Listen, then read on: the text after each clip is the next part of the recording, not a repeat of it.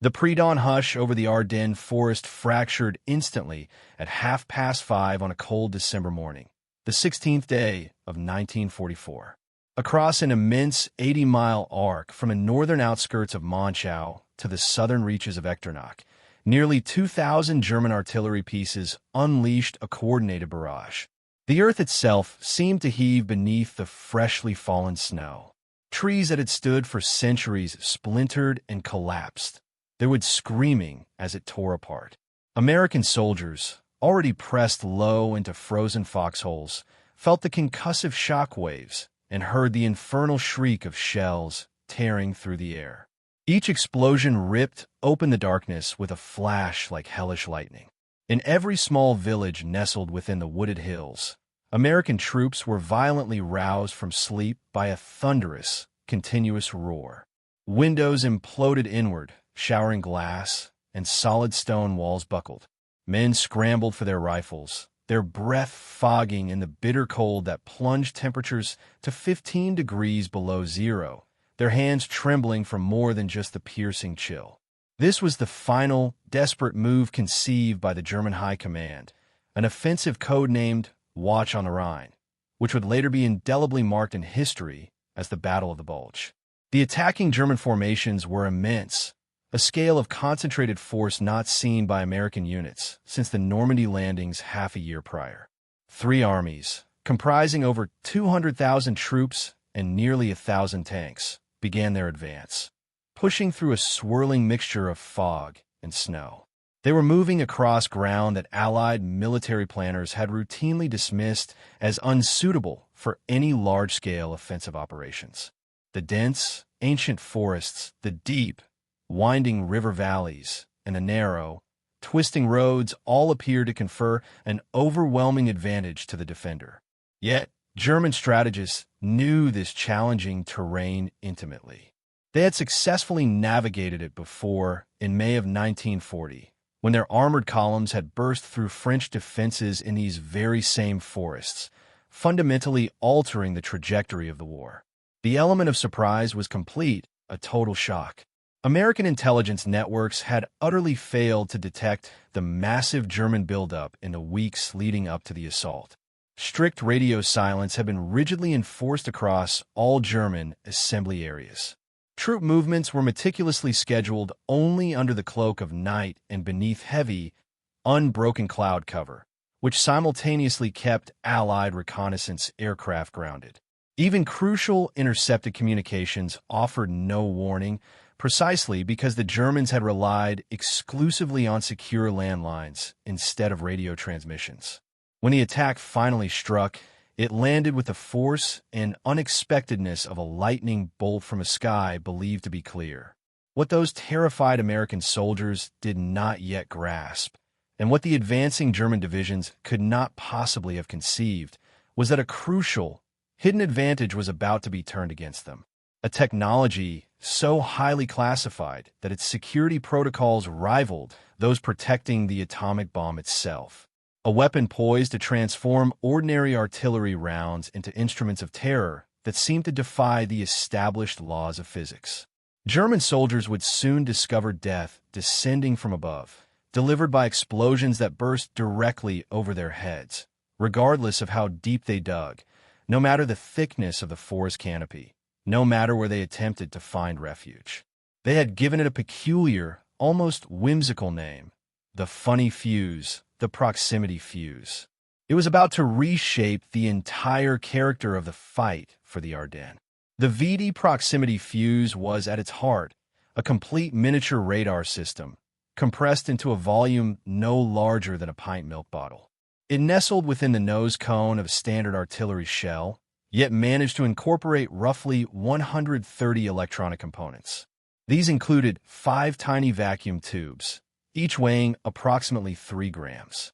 This minuscule device possessed the capability to detect when a projectile was nearing a target and, crucially, to detonate itself at the precise, optimal moment, entirely without human intervention and without any preset timing mechanism requiring adjustment before firing.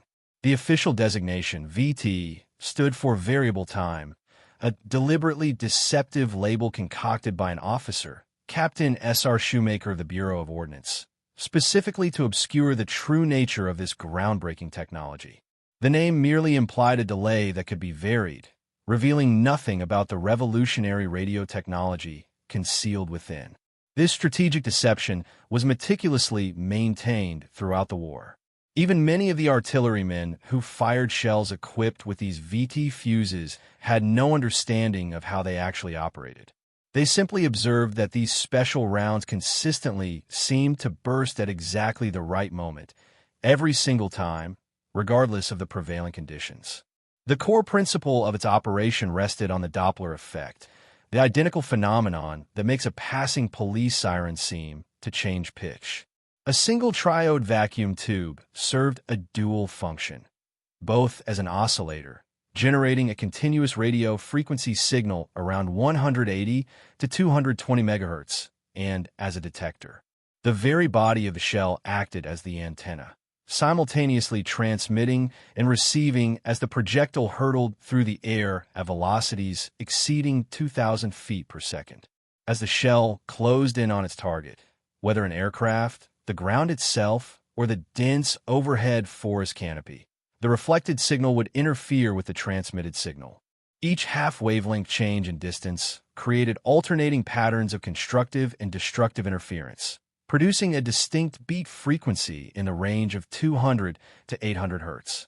A two-tube amplifier then filtered and boosted this faint signal. When it reached a sufficient amplitude, signaling that the target was within the lethal blast radius, a third tube discharged a firing capacitor through an electric detonator, triggering the explosion with optimal timing. The battery system within the fuse was equally innovative, representing a significant engineering breakthrough in its own right. A reserve battery, no larger than a fountain pen, contained stacked carbon and zinc plates, meticulously kept dry during storage. A sealed glass ampoule held the essential electrolyte. Upon firing, the immense setback force, equivalent to 20,000 times the force of gravity, shattered this delicate ampoule. Then, the powerful centrifugal force generated by the shell's rapid spin distributed the electrolyte across the electrode plates, generating ample power within milliseconds to activate the fuse's complex electronics. This ingenious design granted the fuse an almost indefinite shelf life, as the battery remained completely inert until the very instant of firing. Curiously, the specialized factory responsible for producing these tiny glass ampoules had, prior to the war, manufactured miniature Christmas tree light bulbs, a consumer item that became entirely unavailable to American households for the duration of the conflict. Multiple, redundant safety mechanisms were integrated to prevent any premature detonation. The battery's activation delay, a clockwork arming device meticulously triggered by centrifugal force, and a mercury safety switch that only completed the firing circuit once the shell was spinning correctly, all had to function perfectly and in precise sequence. The standard for safety was exceptionally high, no more than a single muzzle burst for every million rounds fired. This level of reliability was absolutely critical, as artillerymen had to possess absolute trust that these shells would not explode in the gun barrel or immediately after clearing the muzzle when directed against ground targets. The fuse was designed to detonate shells at an optimal height, typically between 20 and 50 feet above the surface. For 105 mm and 155 mm howitzers, this was around 30 feet. For the much larger 240 mm guns, it was 70 feet or more. In anti-aircraft applications, the maximum effective influence radius extended to about 80 feet from the target aircraft, thereby creating a significantly larger lethal kill zone than any traditional timed fuse could ever hope to achieve. The outcome of this innovation was utterly devastating. A conventional artillery shell, by contrast, explodes upon impact, dissipating most of its energy and fragments uselessly into the ground. The resulting crater could be impressive, but the lethal zone remained surprisingly confined. Soldiers had quickly learned early in the war that pressing themselves flat against the bottom of a foxhole provided excellent protection against conventional shells detonating nearby. The fragments from such explosions typically flew outward and upward, passing harmlessly over men lying prone in their dugouts. However, a proximity fuse shell, detonating 20 to 50 feet above the surface, showered its deadly fragments directly downward over an enormous area. The lethal fragment zone expanded dramatically, from roughly 60 square feet with a ground burst to approximately 3,000 square feet with an air burst. This represented a 50-fold increase in killing power. Overall lethality was estimated to have increased 5 to 10 times over traditional contact or timed fuses. A single proximity fuse shell could now accomplish what had previously demanded an entire battery, firing multiple volleys. The engineering hurdles that needed to be surmounted were simply staggering, and many experts had initially deemed them impossible to overcome. Firing a 5-inch naval gun subjected the fuse to 20,000 times the force of gravity, accelerating the shell to 2,800 feet per second almost instantaneously. This extreme acceleration occurred in a mere fraction of a second, subjecting every single component to unimaginable stress. The rifling inside the gun barrel spun the projectile at over 400 rotations per second, creating additional, powerful centrifugal forces that actively tried to tear the fuse apart. Each delicate 3-gram vacuum tube experienced a crushing force equivalent to 140 pounds. As one researcher vividly described it, imagine a grown woman standing with all her weight on a single stiletto heel, that tiny heel pressing down on a fragile glass tube. That was the immense force each component had to withstand, and it had to survive that force while simultaneously functioning as a precision electronic instrument, capable of detecting targets and initiating detonation with split-second accuracy. The creation of this weapon represented one of the most profound scientific accomplishments in the history of the United States. It was a narrative of brilliant minds racing against the clock, with the very fate of nations hanging in the balance. The story began not in America, but with the British. In 1940, researchers at the Air Defense Experimental Establishment near Portsmouth, including individuals like Winton, Edward S.H., and Amherst Thompson, drafted a confidential memorandum. It outlined the concept of a fuse that could utilize reflected radio frequency energy to detonate precisely at its closest approach to a target. The underlying idea was elegant in its simplicity, but the practical implementation presented what seemed like insurmountable difficulties. Britain, in 1940, stood on the brink of invasion. Every available resource was channeled into the immediate struggle for survival. There was simply no capacity to develop advanced weapons that might not be operational for years. The British team conducted preliminary tests against tether balloons, achieving some limited success with prototype fuses dropped from aircraft.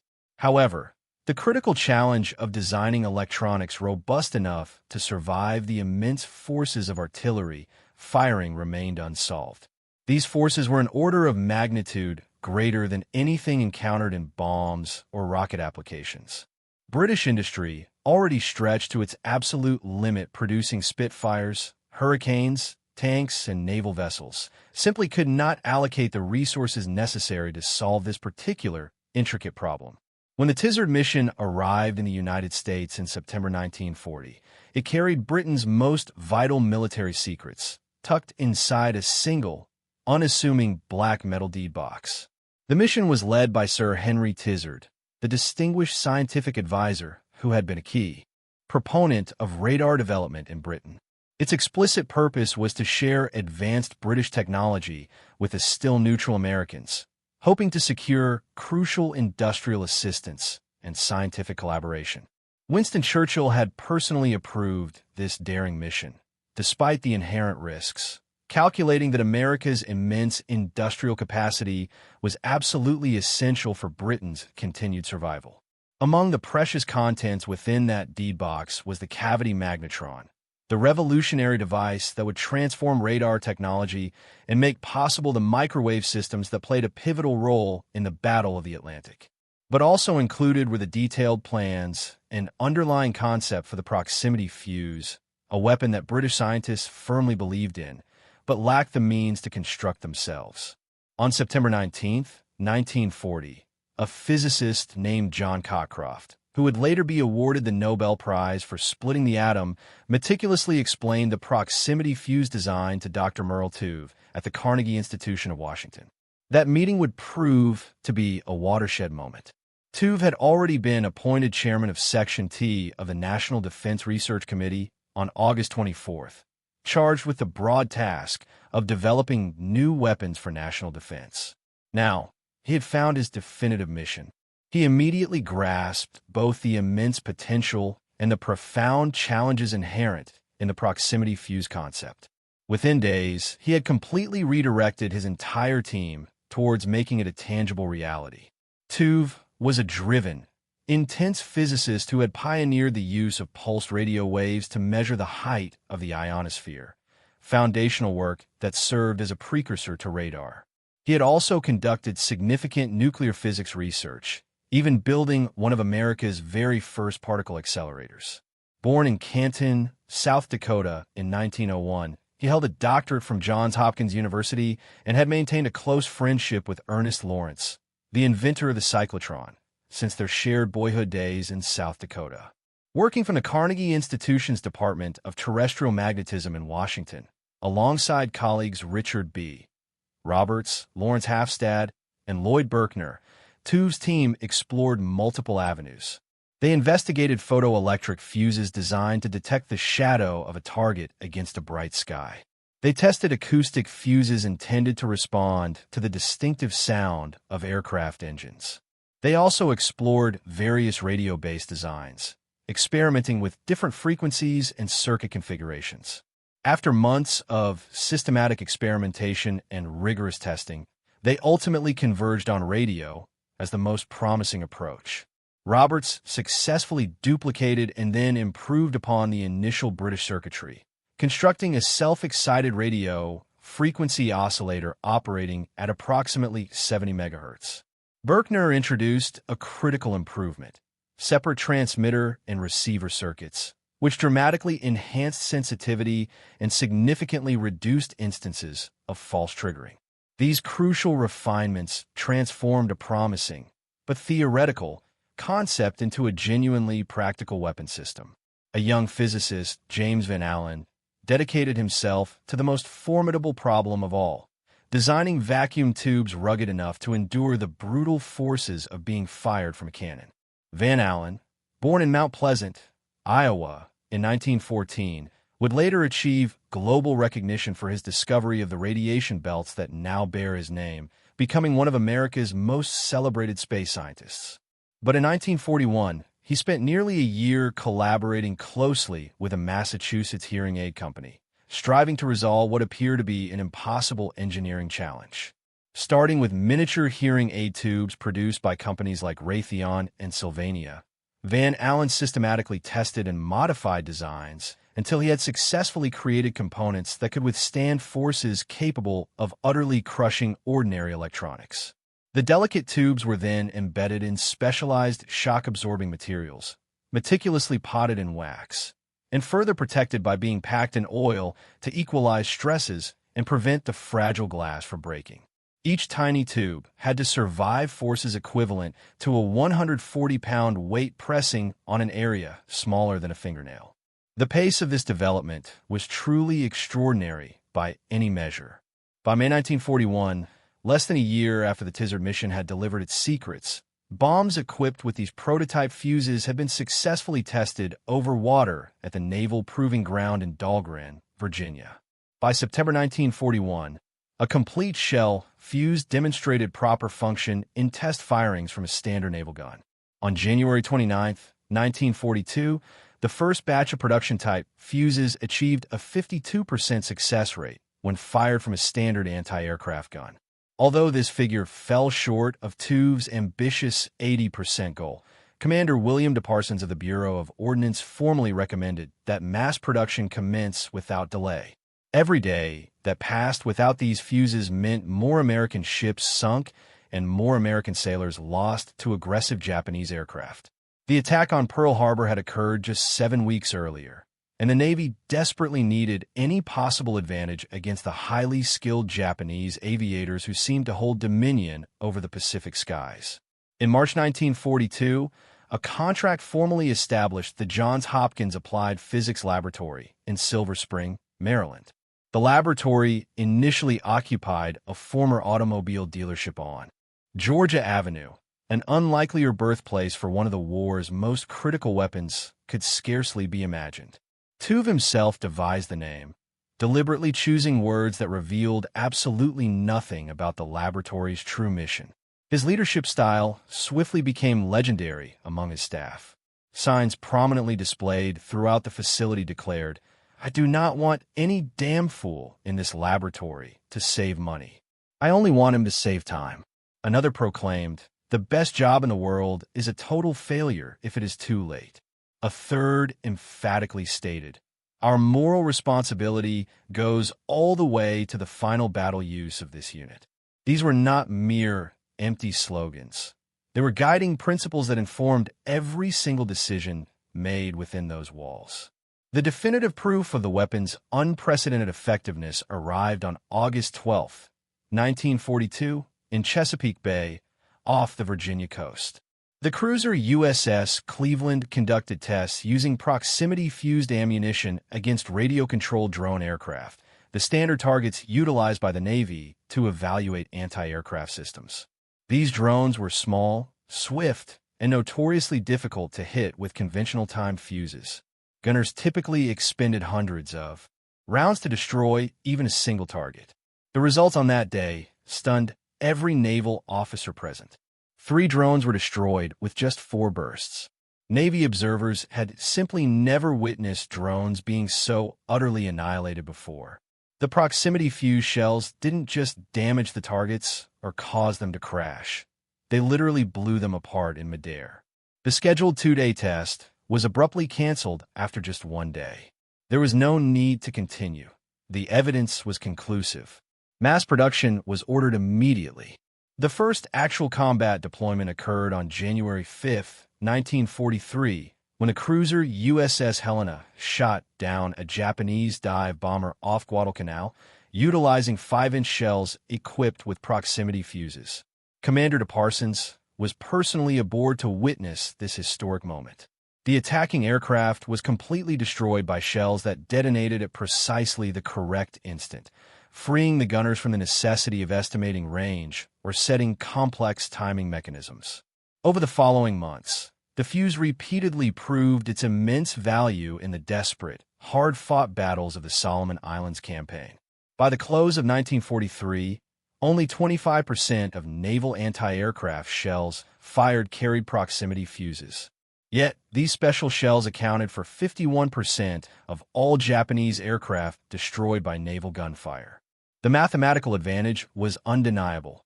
A VD fuse shell was approximately 4 times more effective than a conventional time fuse shell. The proximity fuse was fundamentally altering the calculus of air defense, providing American ships with a critical edge against the highly skilled and fiercely determined Japanese aviators who had so decisively dominated the initial Pacific campaigns. Meanwhile, as winter descended in 1944, Adolf Hitler was meticulously planning his final, audacious gamble from an underground bunker far removed from the actual front lines. The Führer had watched with growing fury as Allied forces swept across France following D-Day, liberating Paris in August and pressing against the German border by September.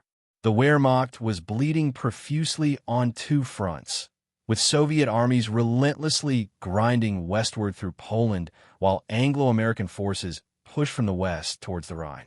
Germany's strategic position, to most rational observers, appeared utterly hopeless. But Hitler, fueled by an unwavering delusion, absolutely refused to countenance defeat. He clung to the belief that the alliance between the Western powers and the Soviet Union was inherently unnatural and fragile, held together solely by a momentary common interest. If he could inflict a crippling blow against the Americans and the British, he reasoned, they might be compelled to seek a separate peace, thereby freeing Germany to concentrate all its dwindling strength against the Soviet threat. It was a fantasy, certainly, But Hitler had built his entire career on defying conventional wisdom and achieving what others had declared impossible. In the deepest secrecy, he ordered a massive counteroffensive to be launched through the Ardennes forest, the very same route his panzers had taken to achieve such spectacular success in May of 1940. That earlier campaign had knocked France out of the war in a mere 6 weeks and had made Hitler the undisputed master of Western Europe. He convinced himself that one more great victory, delivered through these woods, could somehow change everything again. If he could fracture the Western Allies and capture the vital supply port of Antwerp, he could effectively sever the logistical arteries supplying the British and American armies.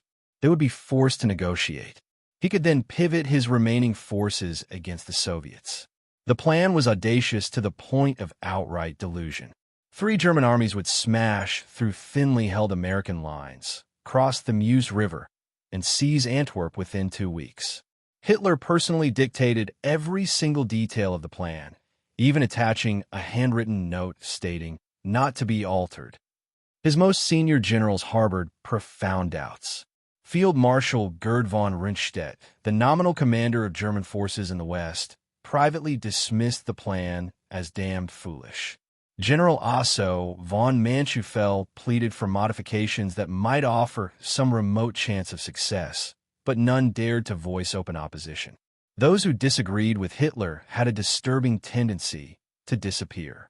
The attacking force was the largest Germany could possibly still assemble.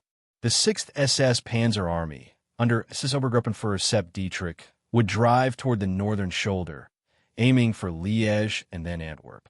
This formation included the elite 1st SS Panzer Division Leibstandard Adolf Hitler and the 12th SS Panzer Division Hitlerjugend, both fanatical Nazi units composed of men who held absolute belief in Hitler and National Socialism. Otto von Manschaufel's 5th Panzer Army would strike through the center, targeting the crucial road junctions of St. Vith and Bastogne. Erich Brandenberger's 7th Army was tasked with protecting the southern flank of the advance against any potential American counterattack. Facing them stood approximately 83,000 Americans, a heterogeneous mix of green divisions, some of whom had never seen combat, and battle-weary veterans sent to what they called the Ghost Front to recuperate. The 106th Infantry Division had arrived in the Ardennes sector only 5 days before the attack, and many of its soldiers had never fired their weapons at an enemy in anger. The 28th Infantry Division was still reeling from catastrophic losses endured in the Hurtgen Forest, where it had sustained over 6,000 casualties in some of the most brutal fighting of the entire European campaign. Allied intelligence had completely failed to detect the German buildup. Strict radio silence had been rigidly enforced for weeks throughout the German assembly areas. Troop movements were executed only at night, under heavy cloud cover that kept Allied reconnaissance aircraft grounded. Even crucial ultra-intercepts, the decoded German messages that had provided such vital intelligence throughout the war, offered no warning because the Germans communicated exclusively using secure landlines rather than vulnerable radio. The stage was set for an unmitigated catastrophe, but there was still something the Germans did not know. Hidden within American ammunition dumps scattered across France and Belgium lay a substantial stockpile of artillery shells equipped with a secret proximity fuse. For nearly 2 years, this weapon had been restricted almost exclusively to naval use over water. The fear was straightforward and well-founded. If a dud shell fell on land, the Germans might recover it, meticulously reverse-engineer the sophisticated technology, and then deploy it against Allied bombers and ground troops. German scientists were among the world's finest. Given a working example, they might quickly develop their own version. The combined chiefs of staff had formally maintained this strict restriction since the fuse first entered combat in January 1943. This policy was highly controversial. Army commanders who were aware of the fuse's capabilities desperately wanted to use it against ground troops, but the Army Air Forces, under General Hap Arnold, were particularly insistent on maintaining the ban. Arnold commanded the massive bomber fleet striking Germany daily, and he greatly feared that proximity-fused anti-aircraft shells in German hands could decimate his formations.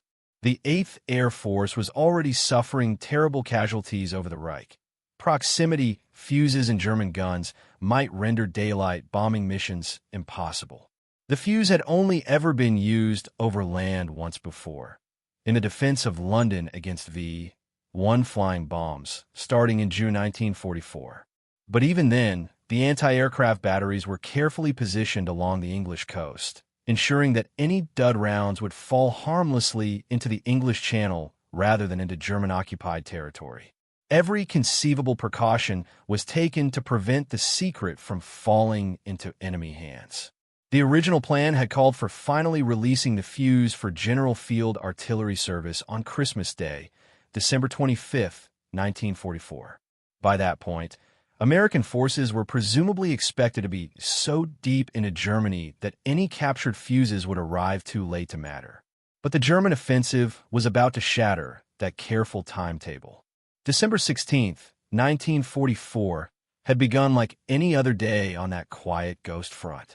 American soldiers in their foxholes ate cold K rations, huddled tightly against the biting cold that had descended over the Ardennes. Forward observers peered through binoculars at the fog-shrouded German lines, seeing nothing out of the ordinary. Some men wrote letters home, meticulously choosing words that the censors would approve, expressing deep affection for families they might never see again, without being able to say so directly. Others played cards or snatched what sleep they could in the frozen earth, their bodies wrapped in every piece of clothing they possessed. In the villages behind the lines, headquarters personnel typed reports and processed the endless paperwork that modern armies invariably generate. Cooks prepared hot meals for soldiers who would soon rotate back from the front lines for a few precious hours of warmth. Chaplains held services for those who could attend, offering comfort and a fragile sense of hope amidst the profound uncertainty. No one expected anything unusual. Intelligence reports had indicated no significant German activity. The Ardennes was widely considered a quiet sector, a place to rest exhausted divisions and train new ones before reinserting them into the relentless advance toward Berlin. Then, at 0530, the bombardment began, and everything changed.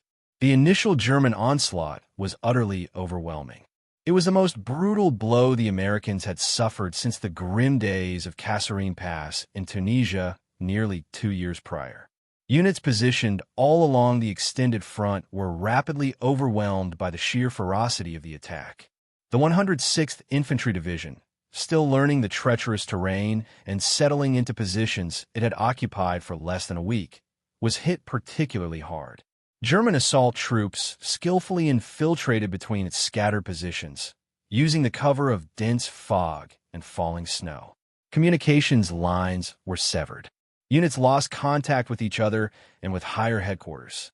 Within the first 2 days, the division's 422nd and 423rd Regiments found themselves completely encircled on the Schnee-Eifel Ridge. Surrounded, without fresh supplies, their ammunition dwindling, their radios unable to reach anyone who could offer assistance, approximately 7,000 men faced an impossible choice. After desperate, failed attempts to break out, they were ultimately forced to surrender. It was one of the largest mass surrenders in United States Army history, surpassed only by the fall of Bataan and Corregidor in the Philippines in 1942. The 28th Infantry Division, already severely weakened from the brutal, grinding fighting in the Hurtgen Forest, where it had sustained over 6,000 casualties in less than 2 weeks, fought desperate, delaying actions at catastrophic cost. Its regiments were stretched dangerously thin across a front that would normally require an entire corps to defend adequately. As the German tide rolled forward, individual companies and battalions found themselves isolated, fighting alone against overwhelming odds. At Malmedy on December 17th, Waffen-SS troops of Camp Graupaper, under SS Obersturmbannführer Joachim Paper, committed one of the war's most heinous atrocities. Paper's battle group served as the spearhead of the 6th SS Panzer Army's advance, tasked with racing ahead of the main force to seize bridges over the Meuse. When his troops captured approximately 150 American soldiers near the crossroads at Bagnes, something terrible occurred. The prisoners were herded into an open field. Then, without any warning, SS troops opened fire with machine guns. Approximately 84 unarmed American prisoners of war were murdered in cold blood. Some who survived the initial massacre by feigning death were then shot individually as SS soldiers walked among the fallen bodies. A few managed to escape the carnage and brought word of the atrocity back to American lines. News of the Malmedy massacre spread rapidly through American units throughout the Ardennes. The effect on morale was complex. Some soldiers were terrified, realizing that capture might now mean certain death. But many more were simply enraged. The massacre hardened American resolve and eliminated any inclination to give quarter to SS troops. From that point forward, many American units took few SS prisoners. The war in the Ardennes became even more brutal than it had been before. Heavily overcast skies, freezing rain, and deep snow completely grounded Allied air power for the first 9 days of the offensive. The weather, which Hitler had meticulously factored into his plan, was cooperating perfectly. American commanders pleaded for air support that simply could not materialize. Without aircraft to attack German tanks and supply columns, the ground forces were forced to confront the panzers with whatever they possessed, primarily artillery, tank destroyers, and their own sheer determination. By December 24th, Christmas Eve, the 5th Panzer Army had advanced 50 miles deep into American positions and stood within 4 miles of the Meuse River. German advance units could already discern the spires of Dinant in the distance. The audacious plan, against all expectations, seemed to be on the verge of success. One more push might just carry them to their ultimate objectives. At the vital crossroads town of Bastogne, the 101st Airborne Division, under its acting division commander, Brigadier General Anthony McAuliffe, found itself completely surrounded by December 20th. The town controlled 7 major roads, all absolutely essential for German logistics. Whoever held Bastogne effectively controlled the entire road network of the central Ardennes. If it fell, German tanks would have an unobstructed path to the Meuse and beyond. McAuliffe commanded approximately 18,000 troops, including elements of the 10th Armored Division and the 969th Field Artillery Battalion. They were short of almost everything. Artillery ammunition was severely rationed, limited to 10 rounds per gun per day, barely enough to offer even a minimal response to constant German attacks. Food supplies were critically low. Medical supplies were nearly exhausted. Wounded men lay in cellars throughout the town, waiting for treatment that might never arrive.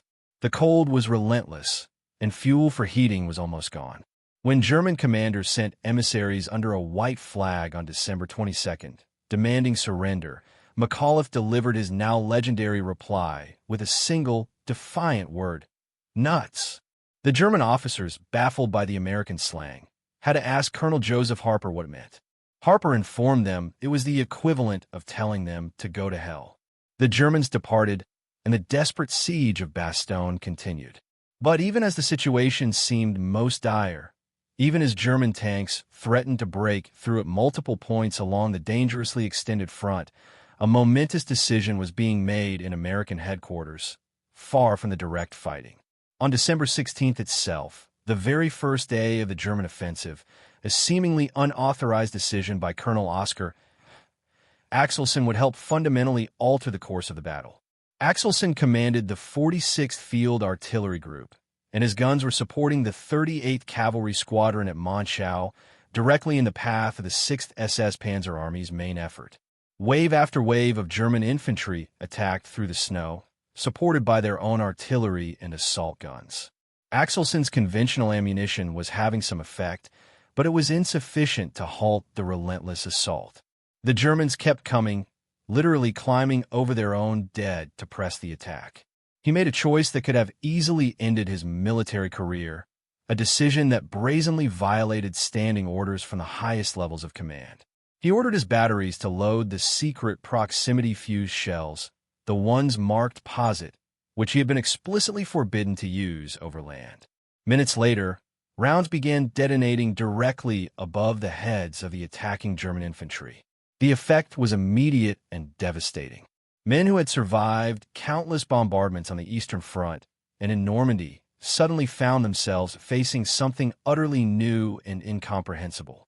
Shells did not impact the ground and explode outward in a predictable pattern. Instead, they burst in the air directly above them, showering fragments straight down into their foxholes, their trenches, their meticulously prepared positions. There was no escape, no effective protection. The very tactics that had kept them alive through years of brutal warfare were suddenly, tragically, rendered useless. The attack collapsed. Germans who had been advancing with confidence and momentum suddenly found themselves dying by the dozens, cut down by a weapon they could not understand and against which they possessed no defense. Forward observers directing fire that night watched in astonishment as the new shells achieved extraordinary, unprecedented results. The 196th Field Artillery Battalion was among the first units to fire these secret shells, and the effects were immediate. As more proximity fuses became available in the following days, American artillery became increasingly deadly. German commanders found that their carefully planned timetables were being thrown into chaos by unexpectedly heavy casualties. 3 days later, on December 19th, General Dwight D. Eisenhower formally requested official clearance to use proximity fuses for field artillery across the entire European theater. The German offensive had made the desperate need for such a weapon glaringly obvious. Whatever theoretical risk there might be of the Germans capturing the technology was now overwhelmingly outweighed by the dire military situation. If the Germans managed to break through to the Meuse, if Antwerp fell, the entire campaign in Western Europe might be set back by months. By December 21st, all restrictions were officially removed. The stockpiled proximity fuses flooded into the battle zone. General George S. Patton had, ironically, attended a demonstration of the proximity fuse on December 16th, the very day the German offensive began. He immediately recognized its immense potential and ordered the shells held back for a decisive moment, rather than expending them in the initial defensive fighting. When his Third Army launched its legendary counterattack to relieve Bastogne, driving north through bitter cold and tenacious enemy resistance, in one of the most famous maneuvers of the war, proximity-fused artillery accompanied every step of the advance. At Echternach, Luxembourg, forward observers watched the effects of a new weapon with something bordering on awe. They reported seeing bursts with the proximity fuse 30 feet over the heads of the fleeing Germans and the murderous effects therefrom, as enemy troops attempted to cross the Sauer River on makeshift wooden bridges. And fragile rubber boats. Men caught in the open had no chance of survival. Patton recorded in his diary that on the night of December 25th to 26th, 702 Germans were killed by actual count from a single battalion concentration. The number was so precise because American troops advanced over the ground the next morning and painstakingly counted the bodies. American infantrymen quickly gave the weapon a grim, sardonic nickname. They called it a Christmas present for the Germans. The devastating effectiveness of the proximity fuse at the Battle of the Bulge resulted from a lethal convergence of advanced technology and the specific terrain, a synergy that even its own designers had not fully anticipated.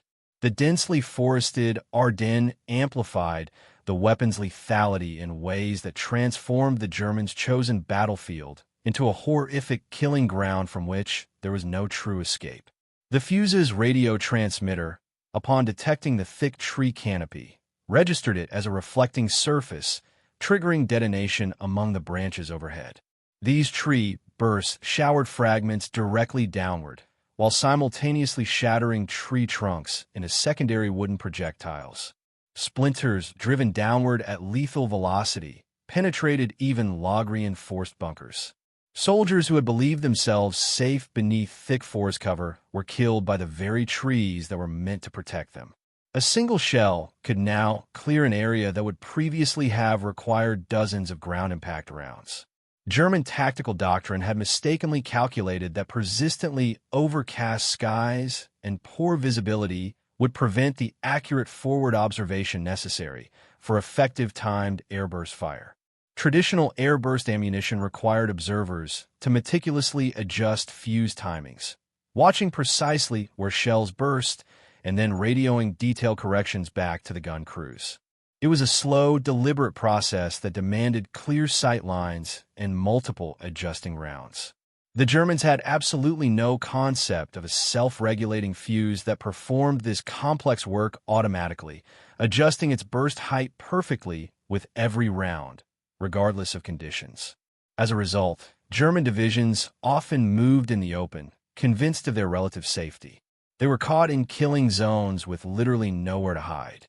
High-velocity artillery shells offered no warning. The sound of the guns reached soldiers only after the shells had already burst overhead. Foxholes, the universal refuge of the infantrymen since the First World War, offered no protection whatsoever against fragments raining straight down. The mathematics of the situation were inescapable. A shell bursting 20 feet in the air distributed its lethal energy over an area 50 times larger than a ground impact. There simply was no defense against a weapon that struck from directly above. The documented reactions of German soldiers starkly illustrate the profound psychological impact of this new weapon. At Malmedy on December 21st, just 4 days after the massacre of American prisoners at that very same location, 6 American artillery battalions unleashed a barrage totaling 3,000 rounds, including proximity-fused airbursts, against Otto Skorzeny's 150th Panzer Brigade. Skorzeny was Hitler's favorite commando leader, renowned for the daring raid that had rescued Mussolini from captivity in 1943. His brigade was attempting to exploit a gap in American lines when the barrage caught them in a bare valley, with a 15-foot railway embankment on one side, offering no cover. The Germans broke completely. Some soldiers charged directly into the artillery fire, screaming Kamerad, the German word for surrender. They preferred the near certainty of death to enduring another moment under the relentless air bursts. Others threw down their weapons and fled in sheer panic. Unit cohesion disintegrated entirely. Men who had fought through years of brutal combat, who had survived the horrors of Stalingrad and Kursk and the punishing retreat across France, were reduced to terror-stricken fugitives by a weapon they could not comprehend. By December 23rd, an estimated 2,000 German soldiers had been killed by proximity-fused rounds in the Ardennes alone. Prisoner of war interrogations painted a consistent picture of terror and utter confusion. One German prisoner described the attacks as quick, powerful bursts for which there was simply no defense. Multiple interviews documented soldiers emerging from barges in a dazed state, unable to comprehend what they had experienced or how they had possibly survived when so many comrades had died. Their extensive training had not prepared them for this. Their hard-won experience had not prepared them for this. Everything they knew about surviving artillery fire was suddenly, terrifyingly obsolete. In one documented incident, the 8th Infantry Division caught a German patrol in the Hürtgen Forest with a time-on-target mission utilizing proximity fuses. A time-on-target mission coordinates multiple batteries to have all their shells arrive at the same instant, creating a single, catastrophic explosion without any warning. There is no preliminary fire to alert the targets, no opportunity to take cover. The 96 German bodies found afterward, according to a chief ordnance officer's report, looked as if they had gone through a meat grinder. The psychological impact reached the point where German soldiers actively refused direct orders to leave their bunkers during artillery attacks. American intelligence reports describe this as minor mutiny. Veterans of the Eastern Front and the Normandy hedgerows, hardened soldiers who had never before broken under fire, now cowered in their positions rather than face the inexplicable death that rained from above. When ordered to advance, they simply refused, preferring military justice to what they perceived as certain death. German commanders desperately sought to understand the nature of what they were facing. They offered bounties for soldiers who could recover an intact fuse. They relentlessly interrogated prisoners, hoping to glean some information about the mysterious weapon. Yet, even when they overran an American ammunition dump containing 20,000 proximity fuses, German engineers failed completely to recognize the significance of what they had captured. The shells visually resembled ordinary artillery rounds. The crucial significance of the posit marking was not understood. This failure of recognition reveals something profound about the proximity fuse's ultimate impact. Germany had, in fact, spent years researching proximity fuses, exploring more than 30 different designs. Their engineers had meticulously examined every conceivable approach, optical, acoustic, magnetic, and radio, and had ultimately concluded that the concept was impossible for artillery shells. The acceleration forces were simply too extreme. No vacuum tube, they reasoned, could possibly survive being fired from a cannon. No battery could withstand 20,000 times the force of gravity. German science had definitively determined that this particular innovation simply could not be done. So, when their own soldiers were being slaughtered by this very technology, German technical experts literally could not comprehend what they were confronting. It was as if their enemy had deployed a weapon that violated the very laws of physics as the Germans understood them. They were utterly unable to develop countermeasures for something they firmly believed did not, and could not, exist. This profound failure of imagination, rooted ironically in the very thoroughness and rigor of German research, cost thousands of German soldiers their lives. The Battle of the Bulge raged until January 25, 1945. The German offensive, which had begun with such overwhelming force and initial promise, ultimately failed to achieve any of its strategic objectives. The Meuse River was never crossed. Antwerp remained firmly in Allied hands. The hope for split between British and American forces never materialized. Bastogne was finally relieved on December 26th, when elements of Patton's 4th Armored Division broke through the German encirclement. Instead of forcing a negotiated peace, the offensive utterly exhausted Germany's last strategic reserves of men, tanks, fuel, and ammunition. American casualties were severe, with approximately 19,000 killed, 47,000 wounded, and 23,000 captured or missing. It was the bloodiest battle American forces fought in the European theater. But German losses were catastrophic. Between 80,000 and 100,000 men were killed, wounded, or captured. Nearly 800 tanks and assault guns were destroyed. These were losses that Germany, in the final, desperate months of the war, could never hope to replace. The Eastern Front still demanded everything Germany could produce. The Battle of the Bulge, far from saving Germany, instead accelerated its inevitable collapse. Approximately 200,000 proximity fuse shells were used during the Battle of the Bulge.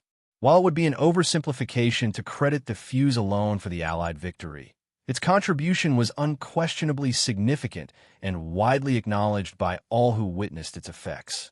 General Patton wrote to Major General Levin Campbell, Chief of Army Ordnance, with an assessment that would become famous. "The new shell with the funny fuse is devastating," he wrote.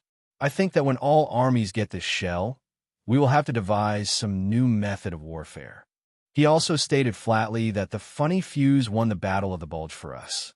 James Finney Baxter III, the Pulitzer Prize-winning official historian of the Office of Scientific Research and Development, placed the proximity fuse among the 3 or 4 most extraordinary scientific achievements of the war. The Johns Hopkins Applied Physics Laboratory reaffirms this ranking in its institutional history. Alongside the atomic bomb and radar, the proximity fuse stands as one of the 3 most valuable technological developments of World War II. The comparison is instructive. The atomic bomb was used twice. Radar was primarily a detection and warning tool. The proximity fuse, however, was fired more than 22 million times and directly multiplied the killing power of every gun that used it against ground troops in the Ardennes. It increased artillery lethality 5-fold to 10-fold. December 16, 1944, at 0530 hours. A cold Dark morning when the factory that once made miniature Christmas tree lights, now produced the tiny glass vials essential for a new kind of death, began its work again, unnoticed by the Germans below.